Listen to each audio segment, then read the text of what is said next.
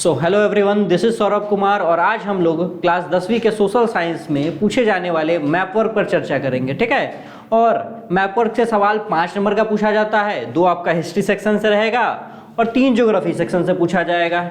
ठीक, और इसको आसानी से, इस 5 नंबर को आसानी से स्कोर किया जा सकता है। ठीक, बस आपको कुछ मैप्स को याद रखने पड़ेंगे। ठीक, तो बढ़ते हैं हमारा पहला मैप की तरफ। ठीक है, पहला मैप जो है वो इंडियन नेशनल कांग्रेस का सेशन कहाँ कहाँ हुआ है और कब हुआ है इसके बारे में है। ठीक, ये हिस्ट्री सेक्शन का है आपका।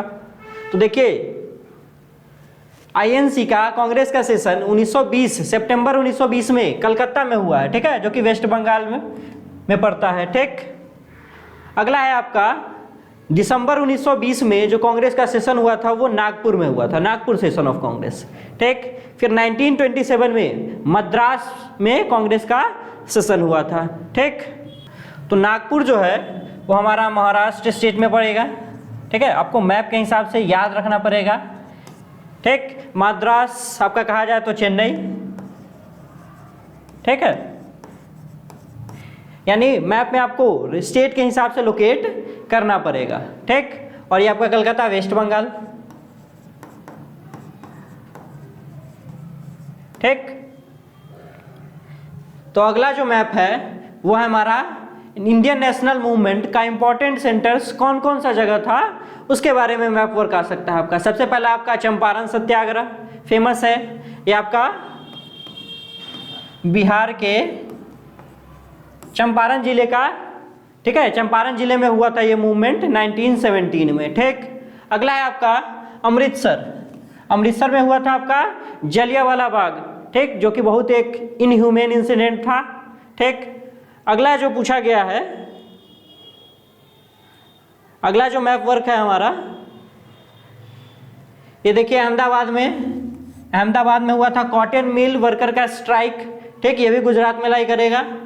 फिर है आपका खेरा सत्याग्रह। खेरा सत्याग्रह भी गुजरात में ही हुआ था और ये पीजेंट लोगों का सत्याग्रह था।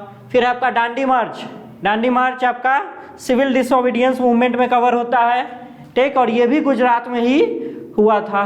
ठीक, तो आपको स्टेट के हिसाब से इसको याद रखना है और लोकेट करना है।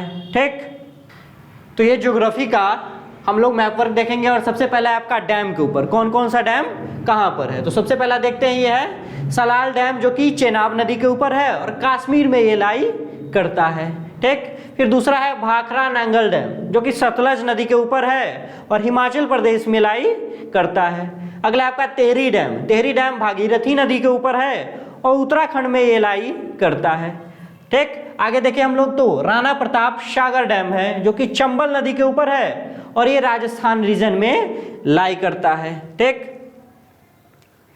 चलिए नीचे है हमारा गुजरात में लाई करने वाला सरदार सरोवर डैम जो कि नर्मदा नदी के ऊपर बनाया गया है। ठीक, फिर है आपका हीराकुंड डैम जो कि महानदी के ऊपर बना हुआ है और ये उड़ीसा राज्य में लाई करता है। फिर है आपका नागार्जुन सागर डैम जो कि कृष्णा नदी के ऊपर बना है और ये बॉर्डर पे लाई करता है। ये आपका तेलंगाना और आंध्र प्रदेश के बॉर्डर पे लाई करता है। ठीक, फिर है आपका तुंगाभद्रा डैम जो कि कर्नाटक रीजन में लाई करता है। सो ये मैप हम लोग ज्योग्राफी के 5वें चैप्टर से देख रहे हैं और इसमें सबसे पहला है आपका आयरन ओर माइंस। ठीक, देख रहे कौन कौन सा आयरन ओर कौन से राज्य में है इसके बारे में देखा जाएगा। पहला आपका मयूरभंज, ये आपका उड़ीसा राज्य में लाई करेगा। ठीक, फिर आपका दुर्ग देखा जाए तो ये छत्तीसगढ़ वाले रीजन में लाई कर रहा है। फिर है बायलाजिला भी छत्तीसगढ़ वाले रीजन में लाई कर रहा है। ठीक, फिर नीचे देखिए ये आपका बेलेरी भी कर्नाटका और कुद्रेमुख भी कर्नाटका स्टेट में लाई करता है। ठीक, सो चैप्टर 5 का ही ये दूसरा मैप है हम लोगों का और इसमें हम लोग कोल माइन का लोकेशन देखेंगे कि कौन कौन सा कोल माइन कहाँ है। तो सबसे पहला हमारा बोकारो में हमारा कोल माइन है जो कि झारखंड स्टेट में लाई करता है। दूसरा है रानीगंज हमारा वेस्ट बंगाल में पड़ता है। ठीक, तीसरा है आपका तालचर हमारा उड़ीसा स्टेट में लाई करता है और चौथा जो है वो है नेवेली हमारा तमिलनाडु रीजन में लाई करता है। ये चौथा कोल माइन है जो कि आपको याद रखना है। ठीक, सो हमारा अगला जो मैप है वो हमारा सेम चैप्टर से ही, ठीक है, तीसरा मैप है वो ऑयल फील्ड के ऊपर है। ठीक, देखेंगे हम लोग कौन कौन सा ऑयल फील्ड कहाँ है। तो सबसे पहला हमारा देखिए नरकटिया एंड दिग्बोय, ये दोनों ऑयल फील्ड आसाम में लाई करता है। ठीक, और इधर देखिए फिर है अंकलेश्वर एंड कलोल, ये दोनों गुजरात में लाई करता है। और ये बशीन और ये मुंबई हाई, ये मुंबई के पास वाले इलाके में जो सी है, ठीक है, अरेबियन सी, उस रीजन में हमारा ये दोनों लाई करते हैं। एक का है मुंबई है और दूसरा है हमारा बशीन। ठीक, तो अगला जो मैप है हमारा वो थर्मल पावर प्लांट के ऊपर बेस्ड है कि कौन कौन सा थर्मल पावर प्लांट किस स्टेट में लाई करता है। तो सबसे पहला आपका है नामरूप, ये असम में लाई करता है। ठीक, फिर है आपका ये सिंगरौली, ये मध्य प्रदेश के रीजन में लाई करता है। फिर है ये रामागुंडम, ये हमारा आंध्र प्रदेश, सॉरी ये तेलंगाना रीजन में लाई करता है। ठीक, ये तीन ही मैप है जो कि आपको याद रखना पड़ेगा। सो अगला जो मैप है वो हमारा न्यूक्लियर पावर प्लांट के ऊपर बेस्ड है। ठीक, और देखिए सबसे पहला जो न्यूक्लियर पावर प्लांट है वो है नरोरा, जो कि हमारा यूपी में लाई करता है, उत्तर प्रदेश में। ठीक, दूसरा जो है वो है काकरापर, ये हमारा गुजरात में लाई कर रहा है। और तीसरा है तारापुर, तारापुर ये बहुत फेमस आपका न्यूक्लियर पावर प्लांट है जिससे हर बार लगभग सवाल पूछ ही लिया जाता है। ठीक, फिर है आपका कलपक्कम, ये भी एक फेमस न्यूक्लियर पावर प्लांट है। ठीक, और ये तमिलनाडु में लाई करता है। ठीक, तो चैप्टर 6 से, ठीक है, मैन्युफैक्चरिंग इंडस्ट्री चैप्टर 6 से मैप वर्क जो पूछा जाता है वो मेनली सॉफ्टवेयर टेक्नोलॉजी पार्क के ऊपर ही पूछा जाता है। ठीक, तो सबसे पहले देखते हैं हमारा सॉफ्टवेयर टेक्नोलॉजी पार्क नोएडा में है। ठीक है, और ये उत्तर प्रदेश से स्टेट में लाई करता है। अगला जो है हमारा वो है गांधीनगर, किस राज्य में लाई कर रहा है, गुजरात में लाई करता है। ठीक, फिर देखिए ये तीसरा है महाराष्ट्र स्टेट में, दो हमारा सॉफ्टवेयर टेक्नोलॉजी पार्क है, एक मुंबई में और दूसरा पुणे में है। ठीक है, और ये पुणे वाला काफ़ी इंपॉर्टेंट है, ये याद होना चाहिए आपको कि जनरली इससे सवाल पूछा जाता है। ठीक, और ये आपका देखिए तेलंगाना स्टेट में कौन सा है, हैदराबाद में। ठीक है, हैदराबाद में लाई करता है हमारा सॉफ्टवेयर टेक्नोलॉजी पार्क। ठीक, फिर कर्नाटक राज्य में देखिए बेंगलुरु में रीजन में लाई करता है। ठीक, फिर हमारा है चेन्नई, तमिलनाडु स्टेट में चेन्नई में सॉफ्टवेयर टेक्नोलॉजी पार्क को डेवलप किया गया है। ठीक, उसी तरह से केरला में तिरुवनंतपुरम में लाई करता है हमारा सॉफ्टवेयर टेक्नोलॉजी पार्क। ठीक, तो चैप्टर 7 से जो मैप पर पूछा जाएगा, ठीक है, उसका पहला है आपका पोर्ट्स के ऊपर पूछा जाएगा। ठीक, मेजर को पोर्ट्स कौन कौन से कहाँ लोकेटेड है। ठीक, तो देखते हैं सबसे पहला हमारा जो कांदला पोर्ट है वो गुजरात में हमारा लाई करता है।